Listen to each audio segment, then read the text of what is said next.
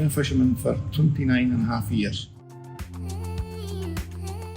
I started fishing in 1994 with this boat. But previous to that, I've always been involved in the fishing industry. Grew up in a fishing village. My dad was a harbour master and pilot. Spent my life, got out of school and went into the quay, and then you started fishing after the quay, and then you got your entry boat, so always involved in that. And then when I left the school, I started working as a net designer and repairer. Your local company here had LHD. So did the work of the nets and stuff, and then progressed to starting fishing.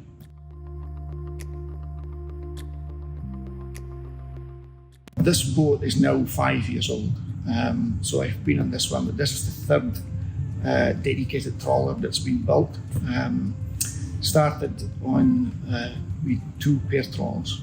That 2 boats was putting together, and then there was one built and another one, and then this one.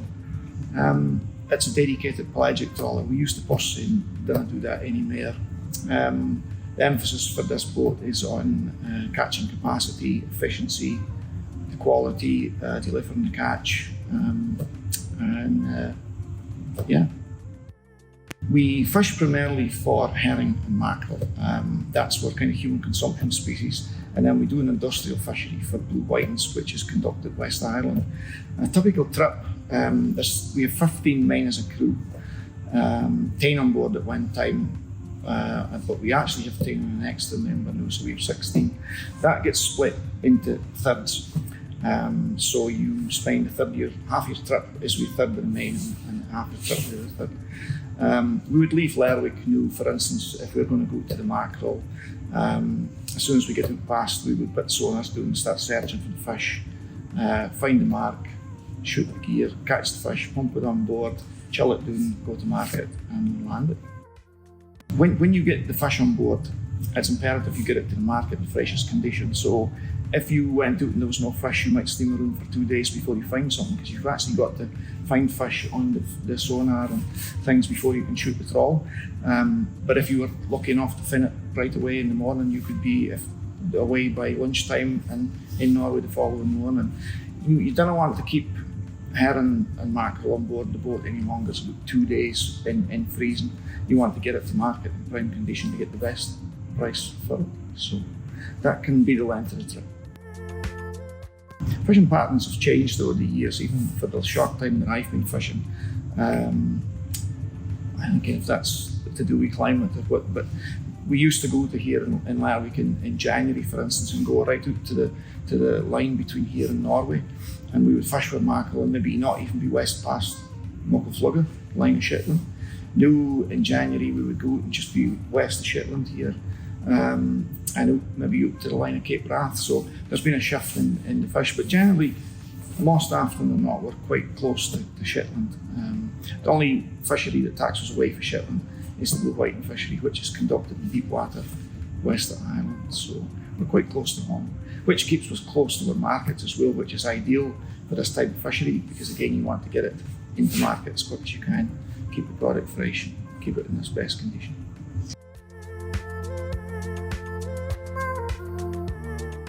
Well, there is a factory here in Lerwick, and that's pelagia. We do land some fish to there, but predominantly we land in Ålesund to an island called Ellingsøy, which is it's about a 12-14 hour steam roughly to market for where we're catching our fish. There is going to maybe be a change in that, because the Scottish Government wants us to land more in the UK, but the problem at the moment we have is there's no production capacity to handle large volumes of fish over a short period of time. So it's become a bit of a challenge, but at the moment the most of our fish goes across to Norway. We're blue whitings and stuff, which is industrial products, that's landed in Denmark to Skagen. Sometimes there can be a lack of capacity and you might have to go to Iceland at times with that, but 99.9% was landed in Denmark. Again, going back to as soon as you get it on board, you don't want to have it on board anymore as 2 days. But like you could go to here now and there'd be good marks, because we don't generally tend to go off until you hear that there's a good fishing going. Like there's Norwegian boats fishing here at the moment. You sort of have friends in that boat, so you can what's going on. There'll always be one boat that'll go out and we kind of like fish in a pack. You share news together, so you'll go out, there'll be fish there. You'll hopefully catch fish at what we can time in the morning, kind of when the daylight's starting.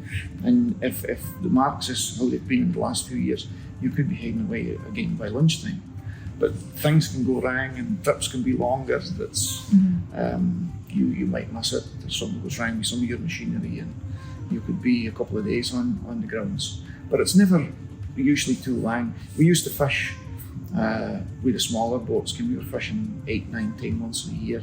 Now, there's so much fish around Shetland, and you can catch it quickly and get it aboard quickly that you're fishing 10, 12 weeks of the year for that salmon amount. A lot of that is due to the health of the stock. So. I think the technology is the thing that's and the advancements in material that we use, because the basic principles of fishing stay the same. You have a boat and you have a net and you have a set of trawl doors that goes out and it's in the water and it catches the fish. But it's the electronics and being able to see what your gear is in the water column, have more control over your gear, I suppose computerization.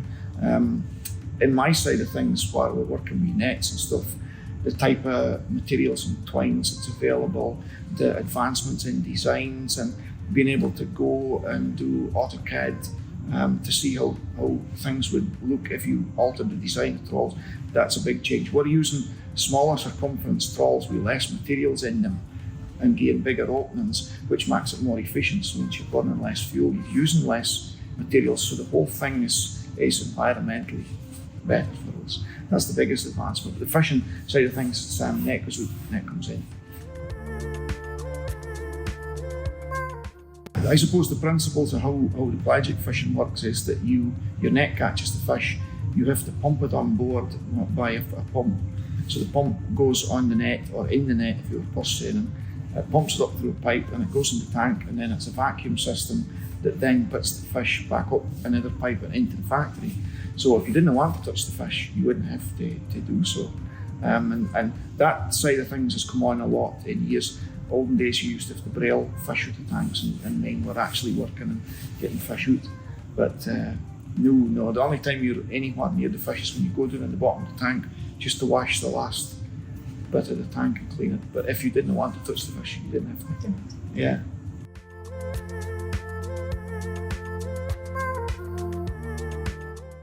So for herring and mackerel, we've been using one, so that's the circumference around the mouth of the trawl. It's 1,024 metres in that circle. And that stands sort of 60 metres across by 40 metres deep. We now have slightly bigger nets, 1,280 metre lengths, which we'll probably use new at the mackerel. We'll had a slight design change in the side panels of that one. It's something new that we want to try. So, and we're hoping that's going to give us a bigger opening. But yeah, it's big nets, but it's getting smaller because the stock that's in the waters is so big that you have to use a smaller net. If you had too big a net, you would catch too much in one go and you would destroy your gear. Mm-hmm. So the size of nets has kind of come down to what we used to use. Some of the circumferences that used to be in the nets was over a mile at times. Yeah. I would say the environmental lobby and politics. It's the two biggest bugbears in the fishing industry at the moment.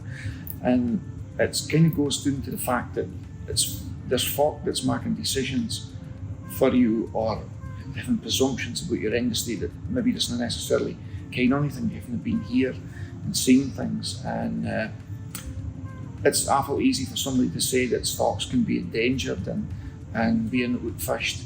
And with social media and the way that things goes at the moment, that can just snowball on you.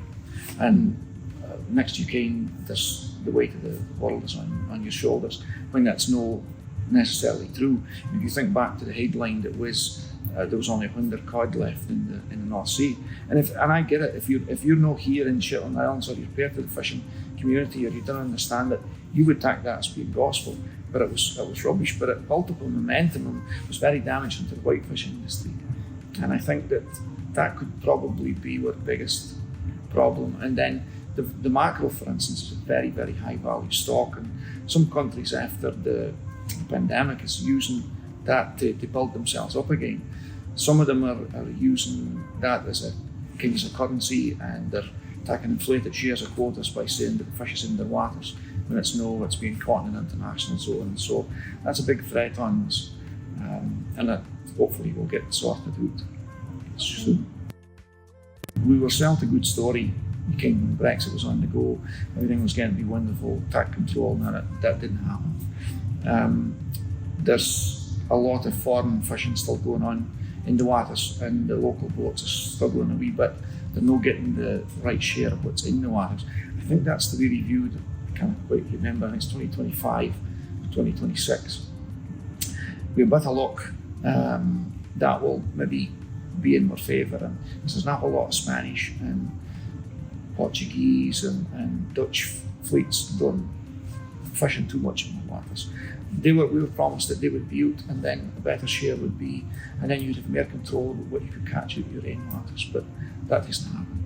Hopefully that will happen, and then if they could start setting quotas for say 3 or 4 years, rather than every year, everybody can base an industry on 1 year and then it suddenly change. So if they could get it, but I fear that will not happen, because fisheries is a devolved matter, and it's to the Scottish government, rather it's the UK government, and I think they seem to be wanting to rejoin the EU at the moment. So they're not going to put the EU fleets out of the water, because they've openly admitted that it could be a bargaining chip to get back in again. So I don't know how it's going to go, but my hope is that we get better control over the waters, because we've never had that before.